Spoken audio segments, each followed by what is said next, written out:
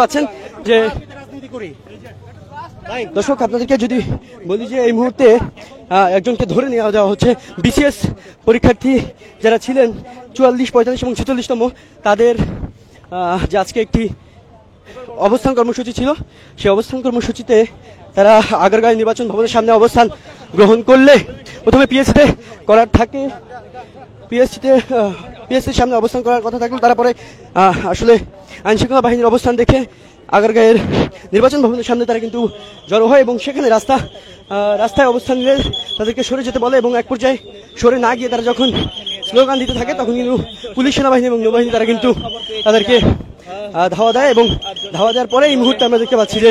দুজনকে ধরে নিয়ে যাওয়া হচ্ছে, যার মধ্যে একজন তিনি নিজে থেকে বলছেন যে তিনি এনসিপিতে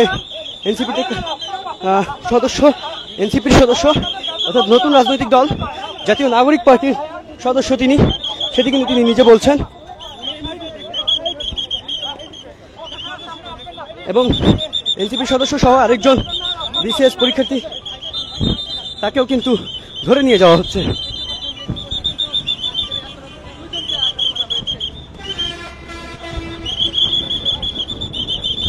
দর্শক এই মুহূর্তে আপনারা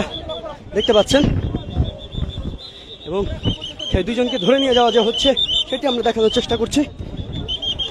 এবং এক পর্যায়ে কিন্তু তারা যখন না মানে তখন কিন্তু লাঠিচার্জও করা হয় তাদের এবং সেখান থেকে তাদেরকে কিন্তু ধরে নিয়ে যাওয়া হচ্ছে।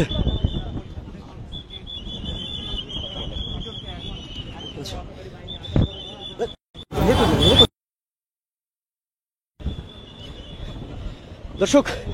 এই মুহূর্তে আমরা দেখতে পাচ্ছি দুজন যারা ছিল আন্দোলনকারী তাদেরকে ধরে নিয়ে যাওয়া হচ্ছে। তার মধ্যে একজন বলছেন তিনি এনসিপিতে আছেন, অর্থাৎ তারা আজকে দুপুর 2টায় অবস্থান করার কথা ছিল আগারগাঁয়ে এবং সেখান থেকে তাদেরকে কিন্তু ধরে নিয়ে যাওয়া হচ্ছে। এখন তারা অবস্থান করার কথা ছিল পিএসসির সামনে, তবে সেখানে আইনশৃঙ্খলা বাহিনীর অবস্থান দেখে তারা নির্বাচন ভবনের সামনে অবস্থান নেন। সড়ক অবরোধ হয়ে গেলে তখন কিন্তু সেনাবাহিনী তাদেরকে অনুরোধ করেন সড়ক ছেড়ে দেওয়ার, কিন্তু এক পর্যায়ে ছেড়ে না দিলে তারা আন্দোলনে থাকলে তাদেরকে কিন্তু লাঠিচার্জ করা হয়, ধাওয়া দেওয়া হয় এবং তাদের যে দাবি 7 মে